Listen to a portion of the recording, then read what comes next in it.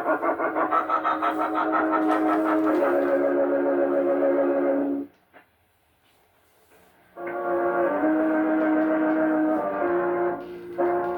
Shadow, the curious character who aids the forces of law and order, is in reality Lamont Cranston, wealthy young man about town.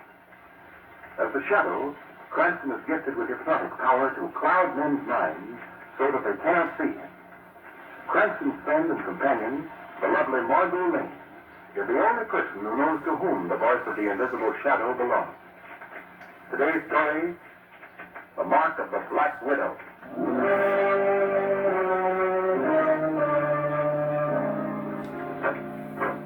Suppose we have our coffee in here in the study, Margot. Oh, I'd love to, Dr. Grant. In fact, I've been waiting for years for an excuse to see the inside of this room. Ain't you romantic? Yes. If I'd anticipated this opportunity, Dr. Grant, I'd have brought along my camera and notebook. I see. I think you have an exaggerated idea about the contents of this room. Oh, but it's fascinating. Just look around this place, Lamont.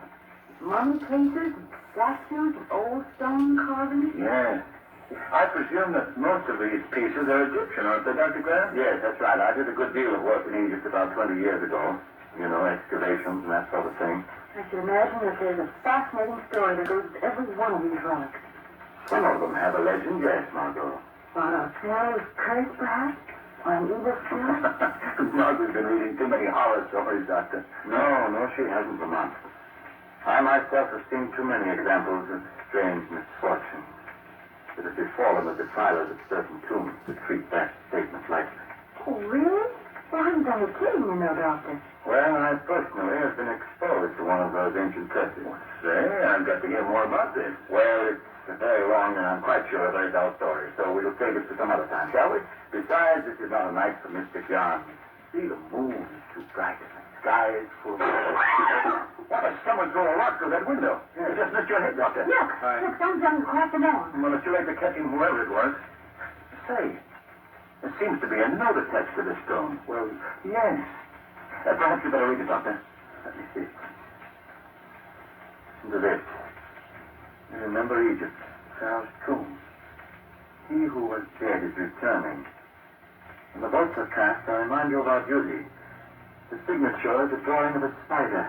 What in the world is it all about? Do you understand it, Doctor? Perfectly. He who was dead is returning. Lamont, that story I said I'd tell you some other time. Yeah? I'll tell it to you now because it concerns this note I just received. Do you mind? Mind, I should say, no. Well, about 20 years ago, 3 other scientists and myself, all of us young and ambitious, were working on the excavation of a tomb on the upper Egyptian Nile. One day we broke through a hidden wall and came upon a room that was almost crammed to the ceiling with rare and precious jewels. We stood in awe at the entrance to that room. Our eyes dazzled. There! Oh, do you see what I see? Yes! There can't be this many precious jewels in the world. Fellas, what did you find? Oh, the big stuff is worth digging for. One of these worth digging for. Worth digging for. Oh, there's jewels.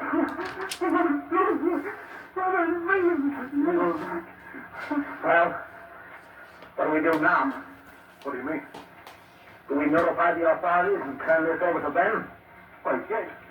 Yes, I guess so, of course. Why? What? I'm asking why. Why should we give up this fortune? But Taylor, that's customary. It's the thing to do. But who would ever have to know about it? Only we 4 have the knowledge of this hidden room. Now, do we tell the authorities? Taylor, you're not serious about this?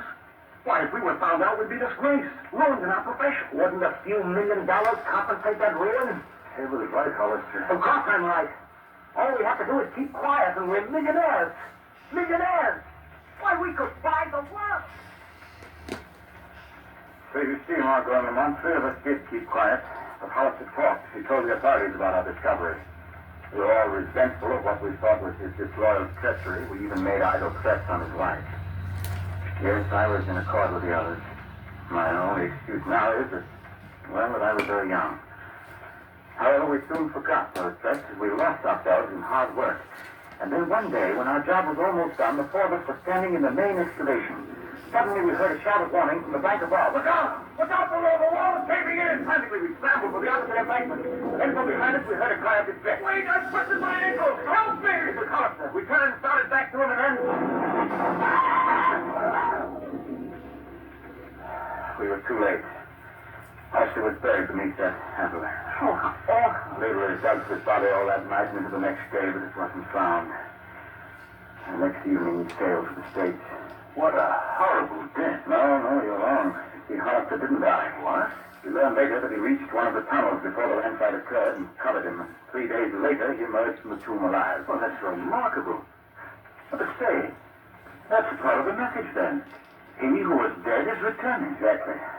Hollister came back to the States today. He's been in Egypt all these years. Done some remarkable work, too. What does the rest of the message mean? They're doing their duty when the boss the cat. Well, you see, Hollister's name is up for membership in the American chapter of the Royal Order of Scientists. Perhaps he feels that we can blackball him because of our ancient grudge. Is it quite an honor to belong to the society? A greater honor that can be bestowed on a scientist. Naturally, Hollister's anxious to get it. Then you think this message is from Hollister? I'm not sure.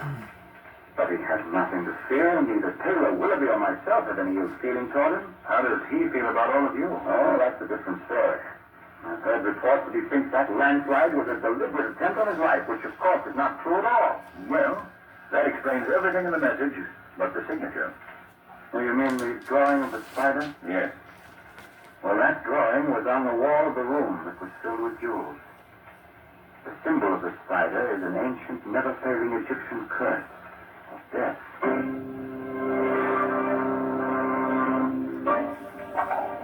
Next member will vote, please. Next, put the ball in the box. Your vote, if you please, gentlemen. Place ball in box. Cast your ballot. Ball in box. Your ballot. Ballot. Mr. Raymond Hollister. Yes? Will you stand, please? You have petitioned for membership in the Royal Order of Scientists? I have. I regret to inform you, sir, that one black ball having been dropped in the box, your application is rejected. I knew it. I knew he'd do this to me. Mr. Hollister, please. This is their second attack on me. And believe me, this time it shall not pass unanswered.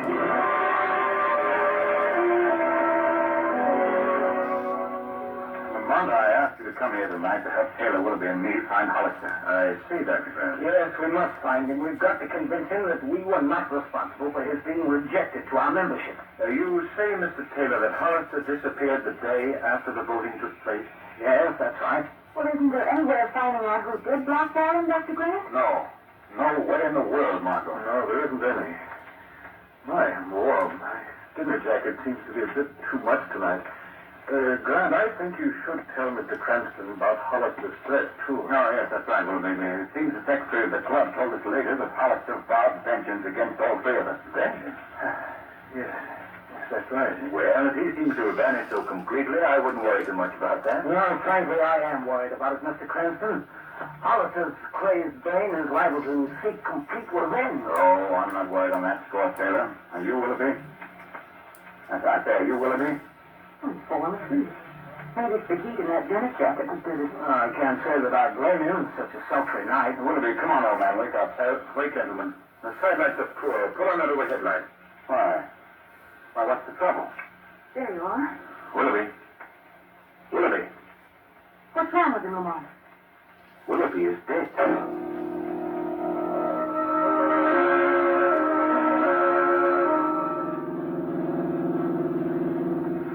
now, where are we going tonight? Another explorers get together? No. Well, why all the mystery? Just who are we going to visit? Mr. Willoughby. Oh, I see. Well, that's it. Mr. Willoughby? He's dead, Lamont. Yes, I know. Well, did you plan to meet him at any special place? Oh, yes. Under an old tombstone, perhaps. Oh, no. A much cheerier place than that. Where? The morgue. Oh, well, the what? I'm very curious to learn just why Mr. Willoughby died so suddenly. Oh, are you going to examine his body? Well, not exactly, Margot. That's going to be a job for the Shadow.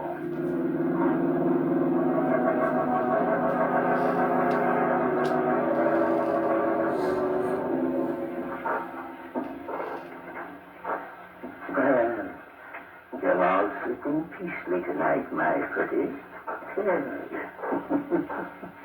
I like to see that. It shows that we're all friends here.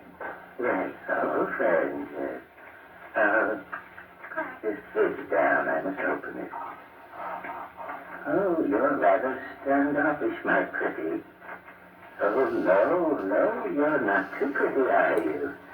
But you see, I like the lids open so that you all may become acquainted. You're all brothers now, you know. Yes, brothers in debt. Whether you be rich or poor. Hey? Old man, What's that? Did someone speak? I spoke. Oh, who are you? I am called the Shadow. The Shadow. But I don't see you. No, my hypnotic powers have clouded your mind, made me invisible to your eyes. Oh. And that's very clever, yes. Very clever. Yes, you're a remarkable man, Mr. Shadow. Take it on the word of the mall keeper. These bodies, all these bodies here, are they in your care? Oh, yes, of course. Among these bodies is there one named Willoughby. He came here last night, died very suddenly. Oh, that one, yes. He's over there on that table. He was a heart case, you know. Have you yourself noticed anything unusual about the body? No different from the others. If you don't mind, I'd like to examine him myself. I don't mind if he doesn't. Now let me see. Head untouched. No marks on neck. Chest. Say, this gelatin substance on the chest, covering a little red mark. Have you noticed this before? No. I never paid much attention to those things in a routine case of death. In the future, old man, you should. Then you'd learn, just as I have, that this man's death was not routine. It was murder.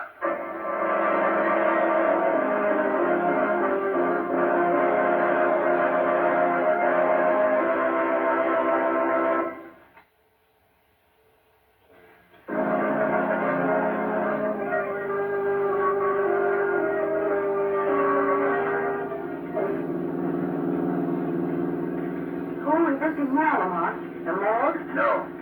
Taylor and Dr. Grant. Blind people. They may not be before we get them. What do you mean, Lamont? I just examined Willoughby's body in that undertaking crawler. And?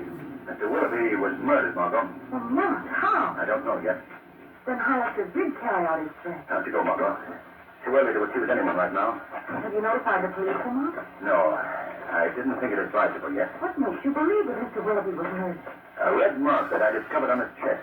A red mark that was covered with a gelatin-like substance. Lamont, come in. I left the door open. Oh, Miss Lane, I didn't realize that you'd come along. You must pardon my appearance, please. It's all right, Doctor. I've seen men in a shirt sleeves before. Come into the study. Taylor's here. I called him. Come on, Margot. Oh, good evening, Mr. Cranston.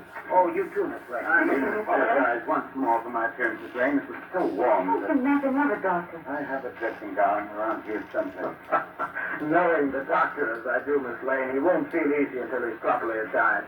Here's your dressing gown, Doctor. Oh, thank you. Thank you, Taylor. There we are now. What is all this about, Lamont? Well, Dr. Grant, first of all, I have just learned that your associate, Mr. Willoughby, was murdered. Hollister's making good his claim. It's too early to accuse anyone yet, Mr. Taylor. Our main concern now is to save both of you from meeting Willoughby's fate. Oh, is there really any danger? Yes, I'm sure there is. But Lamont, how do you... Dr. Grant. Quick, I'll catch you before you get Dr. out. Grant, Margot, get that chair over here. Dr. Grant. He's dead. No. Oh, this is too much. I'm the last one left. I'm going for the police. Come back here, Taylor. No, I'm going to protect myself. Oh, that was a silly thing, but... Margot, come here. Yes. Look here. Do you see this red mark on the doctor's chest? Yes. The same gelatin substance, the same I found on Willoughby. But this time I recognize the mark. What is it? It's the bite of a poisonous insect. And unless I miss my guess, that insect is a spider. The ancient Egyptian symbol of death.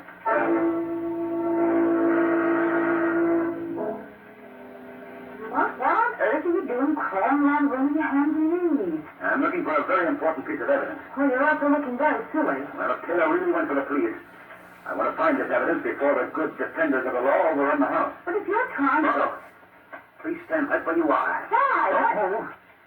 My evidence is on your shoe top. What is it? If I'm not mistaken, it's a deadly, poisonous Black Widow spider. Oh, Get look. steady now. There. I've knocked him off your shoe top. Get me that ashtray, quick. Here you are. I want to catch it alive. Oh, you've got him. He's under that ashtray. Oh, it's huge, isn't it? One of the biggest of the species. Margot, will you answer the phone, please? Yes, sure. Hello? Hello? Is Mr. Cranston there? Yes? Who is it, please? This is Mr. Taylor's valet. Would you ask Mr. Cranston if he could come to Mr. Taylor's home at once? Yes. What's the trouble? Mr. Taylor has just been shot.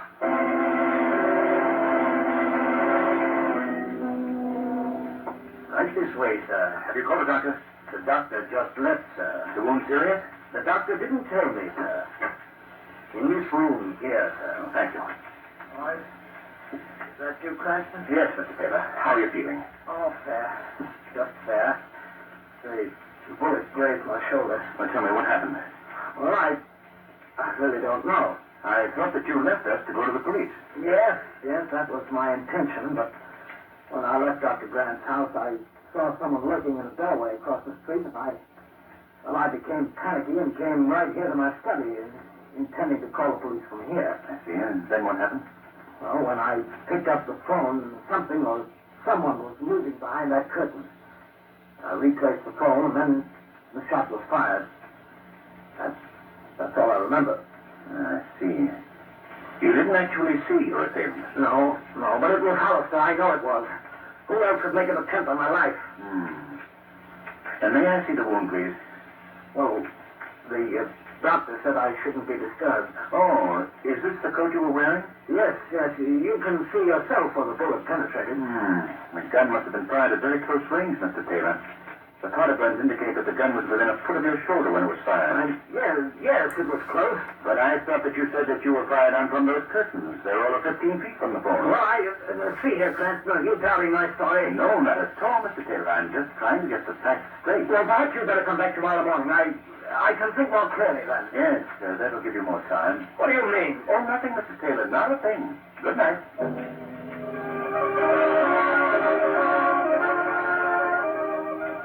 Margot, I called to tell you that I'm sending that box containing the Black Widow spider over to you in the morning. I want you to take it to Mr. Taylor's house. Get a seek advice from him as to whether or not it's really poisonous, and pay particular attention to his reactions. In the meantime, the Shadow has a call to make.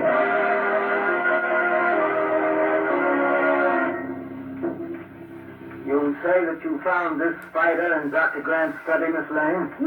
Yes, that's right. Well, why have you brought it to me? Well, Mr. Cranston thought that you were an authority on such things and could tell us if the insect is really poisonous. Oh, this was Mr. Cranston's idea, huh?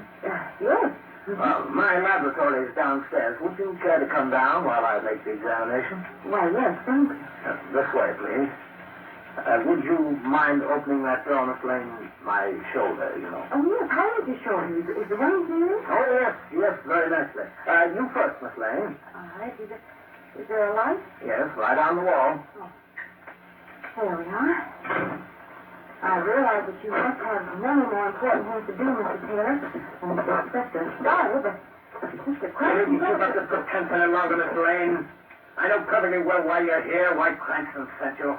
Mr. Taylor... He knows that's a poisonous spider, and I believe that he has a pretty good idea what it was doing in Dr. Grant's study, doesn't he? I don't know what you're talking about. But he did make one mistake. He sent you here alone. Wait a minute, I'm getting out of here. How? What do you mean? That door that we entered has been locked and bolted. That's the only exit from this room. Oh, and incidentally, I might mention that the walls are soundproof. Quite immune to screams. Well, I don't understand why you're doing this to It's me. all very simple.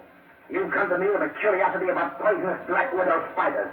Because of that interest, I am going to exhibit many of them for you by turning them loose in this room. What was that? I forgot. We have company. Very distinguished company. A gentleman that you've heard a great deal about. What do you mean? Hollister. The missing Dr. Hollister. You had him in prison here? Then it wasn't Dr. Hollister who committed the murder. It was you, Mr. Taylor. This is Dr. Hollister. Oh. In a cage. You had him in a cage like some wild beast. That's an excellent simile. Since considering his appearance at this point? Oh, look at it. His glazed eyes and sunken cheeks. Yes. That's what comes of not eating for a week. Why, you inhuman fiend.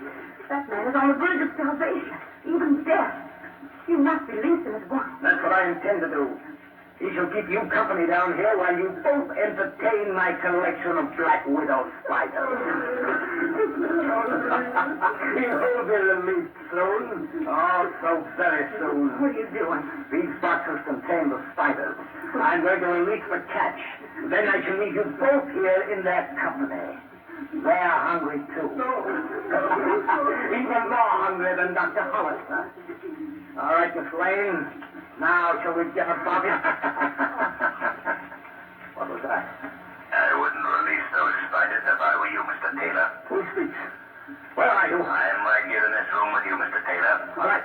I see no one. Perhaps when I tell you my name, you'll know why. Who are you? Men call me the Shadow. The Shadow. No. Oh, you've heard of me. Then you know why I'm here, Mr. Taylor. No. No, you can't spoil my revenge. I waited too long. Exactly. Too long and too late, Mr. Taylor. We'll see about that. Don't open that box. You can't stop me. Yes, I can. By taking it away from you. Wait. What happened? Give me back that box. So you can add to your list of victims. Sorry, Mr. Taylor. What do you mean? You've already killed Willoughby and Dr. Grant. Oh, so you know that, do you? Well, what of it? What if I did kill them? Why? Why did you do it? Because I wanted to avenge the wrong that was done me by Hollister. He cheated me out of a fortune. He wouldn't keep quiet about those jewels we found. No, he had to be righteous. And because of that righteousness, I've been a poor, struggling scientist all my life. That's why I killed Willoughby and Grant, so that their murders would be blamed on him. So you admit the killing? Certainly, why not? None of us are leaving here anyway. Keep away from this box of spiders. You think your power of invisibility can conquer me, don't you, Shadow? Well, I know a way to put us on even terms. By putting out these lights. No, stop it! Too late! You're too late! I have also had the spiders.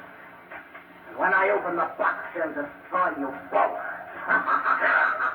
Taylor, don't release those spiders, you fool. A nice touch. Death in the dark. They'll get you, too. No, they won't. I shall wait in here with Dr. Hollister. Father, climb to the head of the stairs. You'll be safer there. I'll find that light switch. They'll find her. No matter where she goes, they'll find her. No, they won't, Taylor. Hollister. You didn't pick a safe place after all. Hollister. Let go of me. I found the light. The lock didn't open, Mongo. The spiders are still locked up. You can release Taylor now, Dr. Hollister. I don't think that will be necessary. Why not? Taylor.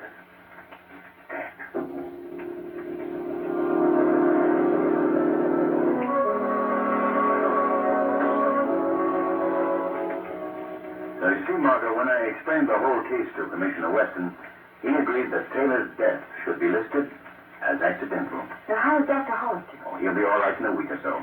Well, Mama, how did Taylor ever get the spider to bite Willoughby and Dr. Grant? It was a rather ingenious device. Do you recall the gelatin-like substance that I found on the bodies of both men? Yes. The spider was encased in a specially prepared capsule, which in both cases Taylor slipped into the clothing of the murdered men. This capsule melted when exposed to heat, the heat of a human body. Our boy was very clever.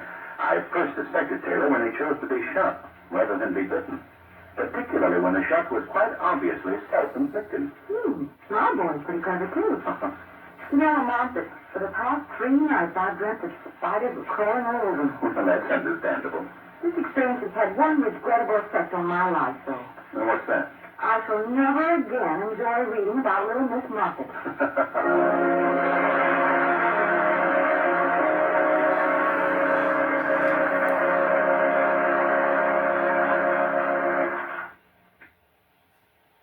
The weed of crime bears bitter fruit. Crime does not pay. The shadow knows.